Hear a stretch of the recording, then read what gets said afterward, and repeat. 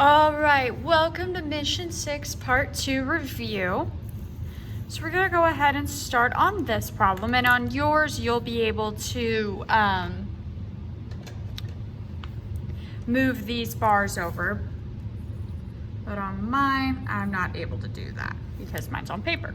So here is what you're gonna do for this first one. You're gonna decompose each fraction into hundredths using area models. Then you're gonna write the equivalent number sentence using decimals. So I've put some little extra directions for you here. So you're gonna take 3/10 and you're gonna write the equivalent fraction written in hundredths. So hundredths should be your denominator.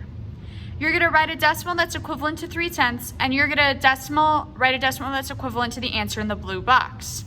You're also going to fill in these diagrams. So you're gonna pull the pieces over and fill in the diagram. I'm gonna go ahead and give you a minute to do that on your own, and then I'll show you what I mean. All right, so I'm gonna go ahead and do my models first. So I have 3/10. So 1, 2, 3, and that is gonna be equal to 30 hundredths. Okay, so that would be the same as 1, 2, 3. Okay, so they're still equivalent. So now I want a decimal that's equivalent to 3/10 exactly. So that would be 0.3, and then a decimal equivalent to the answer in the blue box. So 30 hundredths would look like that. So if you were not quite sure what to do on this and are like, darn, that was easy, I could have done that. Well, take a look at the next problem because it's essentially the same exact thing, except for now we have 11/10. So you're doing the same thing that you did on this problem, just with 11/10. Go ahead and try that on your own. All right, so I have 11/10, and I am actually going to have to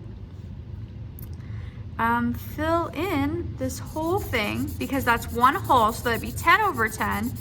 And then I'm gonna pretend there's an invisible one right here. So I have 11/10, which as a fraction in the hundredths would be 110 over 11. Or I'm sorry, 110 over 100. So now I wanna write 11/10 into a decimal form. So 11/10 would be split into 10/10 and 1/10. So that would give me the decimal equivalent of 1.1, 1 1/10. And if I'm gonna break this down into here, I'm gonna color this whole thing in and add another stick right there. So they are equivalent. One's just in hundredths and one is in tenths. So writing in a fraction equivalent, a decimal equivalent to that, so I'd have 1 and 10 hundredths. All right, you are doing the same thing that you were doing before, except for now you're not coloring in a model. So go ahead and start with this one. I have 8/10. I want this equivalent fraction written in hundredths. And then I want a decimal equivalent to not 11/10, so I'll change that to 8/10, and this one I'll change to 1/10. I'll make sure that's changed on yours. So, and then, so I need an equivalent fraction written in hundredths. I need an equivalent decimal equivalent to 8/10, and then I need a decimal equivalent to the answer in the blue box. Go ahead and do this with 8/10 first. All right, so I need an equivalent fraction written in hundredths to 8/10, so that would be 80 over 100. And now I need a decimal equivalent to 8/10. That would be 0.8. I need an equivalent decimal equivalent to the answer in the blue box. 80 over 100 would be equal to 80 hundredths. Go ahead and try this on your own. Same thing with 1/10. All right. 1/10 written as hundredths would be 10 over 100. A decimal equivalent to 1/10 is 0.1. And a decimal equivalent to the answer in the blue box, which is 10 over 100, would be 0.01. All right. let's go ahead and take a look at these. I'm gonna let you go ahead and solve this half of the page first. So you are comparing these to go ahead and figure out which one is less than, greater than, or equal to. So go ahead and do these 3 on your own. All right, so when I'm comparing, I need to look at place value. So I have 0.05 and 0.55. So I have 5 hundredths and 55 hundredths. So I can go ahead and take a look at this in several different ways. I can pay attention to place value and see, okay, 0, 0, that's equal 0 and 5. Okay, 5 is in the 10th place, so that makes this one automatically bigger because a 5 in the 10th place is larger than a 0 in the 10th place. Or I can change these into fractions. So I have 5 hundredths and 55 hundredths, and then I can compare that way. So it really just depends on your comfort zone. So I have 52 tenths and 52 hundredths. Which one is larger? Well, if I have 52 tenths, that means I have the equivalent of 5.2, 5 ones and 2 tenths, because I can pull out 5 groups of 10 out of here, 5 tenths to equal a whole. So this is equivalent to 5.2, so 5 and 2 tenths, and this is equivalent to 52 hundredths. Obviously, that one's larger. So taking a look at this one, I have 58 hundredths compared to 58 tenths.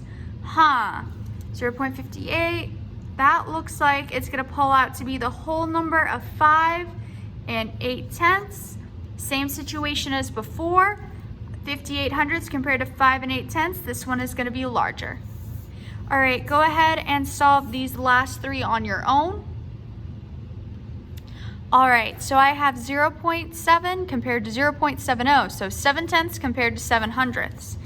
Well, if I take a look, and I know this 0 is optional, it just makes it in the hundredths place, and we've been looking at fractions like this and decimals like this the whole review, we know that these 2 are equal. So here I have 1 and 9 hundredths and 1 and 9 tenths. Well, if I take a look at these both as decimals, 1 and 9 tenths, and then compare the place values, I see that I have a 0 in the tenths place and a 9 in the tenths place here. So 1 and 9 tenths is going to be greater than 1 and 9 hundredths. Last one, I have 89 hundredths and 89 hundredths. Well, I kind of just gave that away. These are exactly the same. They're just, one is just written in word form and one is written in decimal form. So these 2 are equal. All right, I'm gonna go ahead and let you solve these 2 on your own, and then we will go over them. All right, so I have 4 tenths and 78 hundredths. If I were you, I would put these in equivalent fractions. So I have 4 tenths and 78 hundredths. I'm gonna change this to 40 hundredths plus 78 hundredths, which gives me 118 hundredths. And 118 hundredths is equivalent to 1 and 18 hundredths, or 1 and 18 hundredths written in decimal form. So I said here you could write it in either fraction or decimal form. So either of these would be an acceptable answer. Looking at this one, I have 3 tenths and 7 hundredths. Well, I'm gonna go ahead and change this to 30 hundredths plus 7 hundredths, which gives me 37 hundredths, or 37 hundredths written as a decimal. So either of those will work there. Go ahead and solve these last 2 on your own. All right, so I have 98 hundredths and 7 tenths. I'm going to change them both to hundredths. So 98 plus 70 gives me 168 over 100, which is equal to 1 whole and 68 hundredths, or 1 and 68 hundredths written as a decimal. So either of those answers will work. And one more, 20 over 100 plus 8 over 10, 20 over 100 plus 80 over 100 gives me 100 over 100, which no matter which way you slice it equals 1. All right, let's go ahead and look at the final two problems. So Screamer and Millie ran in a relay race. Screamer took 8.9 seconds and Millie had a time of 7.9 seconds. Together, how long did it take them to complete the race? Go ahead and try that on your own.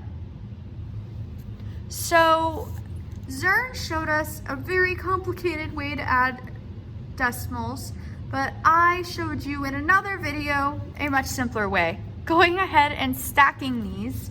9 plus 9 is 18, carry my 1 plus 8 plus 7 gives me 16. And then I just bring down my decimal point and I see that it took Screamer and Millie 16.8 seconds to complete the race. All right, last one. Sam and Tiger each have a container. They mark their containers to show tenths. Sam and Tiger both fill their containers with 5/10 units of water. However, Sam has more water in his container.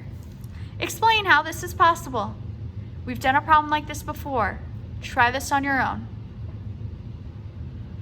All right, well, if Sam's container is this big and Sam fills it halfway, but Tiger's container is this big and he still fills it halfway, of course, Sam's is gonna be bigger because his container is bigger. So we can say that Sam's container is bigger. All right, if you have any questions about this, please feel free to let me know, and good luck on your final Zern assessment.